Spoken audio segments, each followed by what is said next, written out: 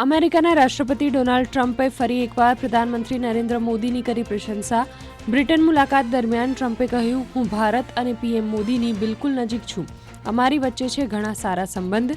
મેં પ્રધાનમંત્રી નરેન્દ્ર મોદીને જન્મદિવસની આપી હતી શુભેચ્છાઓ. અમેરિકા ભારત પરથી હટાવી શકે છે વધારાનો 25% ટેરિફ. ટ્રમ્પના તેવર નરમ પડતા 25% ટેરિફનો થઈ શકે છે ઘટાડો. ભારતના મુખ્ય આર્થિક સલાહકાર નાગેશ્વરને કર્યો દાવો. હાલ ભારત પર અમેરિકાએ લગાવ્યો છે કુલ 50% ટેરિફ. અદાણીને મળી મોટી રાહત. હિંડનબર્ગ કેસમાં સેબીએ અદાણીને આપી ક્લીન ચીટ. અદાણી જૂથ સામે હિંડનબર્ગે લગાવેલા ગેરરીતિના તમામ આક્ષેપો સાબિત થયા પાયા વિહોણા. સેબીએ તમામ આક્ષેપોને ફગાવ્યા. સંયુક્ત આરબ અમીરાતમાં આવેલા હિન્દુ મંદિરમાં પહોંચ્યા કેન્દ્રીય મંત્રી પિયુષ ગોયલ. અબુધાબીમાં આવેલા BAPS હિન્દુ મંદિરમાં પિયુષ ગોયલે કર્યા દર્શન.